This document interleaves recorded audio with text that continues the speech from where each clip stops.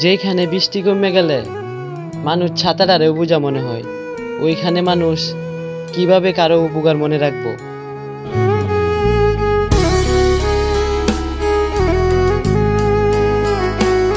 বড় লোক মারা যায় টাকার চিন্তায়, আর গরিব মানুষ মারা যায় পেটের চিন্তায়, আর মধ্যবিত্তরা লজ্জায় মারা যায়।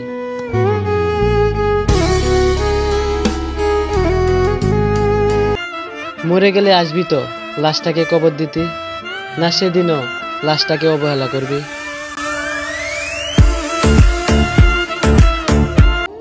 কঠিন পরিস্থিতিতে আমি রাস্তা পরিবর্তন করি না, বরং আমি নিজেই নিজের একটা রাস্তা তৈরি করে লই।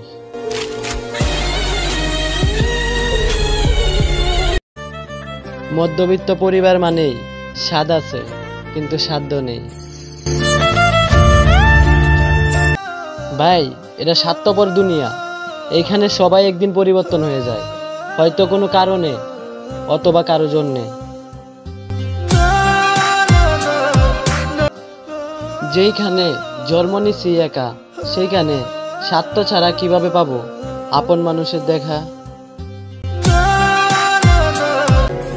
সময় খারাপ যাওয়াটাও আল্লাহর নিয়ামত, এতেই বোঝা যায় কে আপন কে পর। একটা ছেলে মারা যাওয়ার 3 মিনিট আগে 2টা মেসেজ করছিল, একটা তার প্রেমিকাকে আর অন্যটি তার বন্ধুকে। 2টা মেসেজে সে বলেছিল আমি চলে যাচ্ছি। মেসেজের উত্তরে প্রেমিকাটি বলল, তুমি কোথায় যাচ্ছ? আচ্ছা ঠিক আছে যাও, পরে কথা হবে।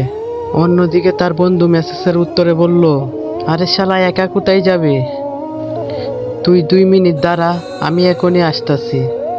বন্ধুত্বের কাছে ভালোবাসা আজকে আবারও হায়রা গেল।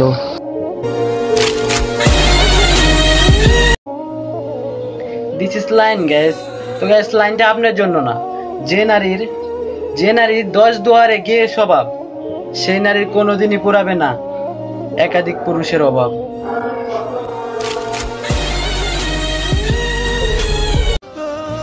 হেই, তোমার সাথে কথা হয় না বলে কি অন্য কারোর সাথে কথা বলবো?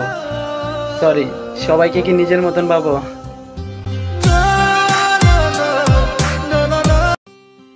যখন চাওয়ার তো চেয়েছো, প্রয়োজন ফুরিয়ে গেলে আবার ছুঁড়ে ফেলে দিছো।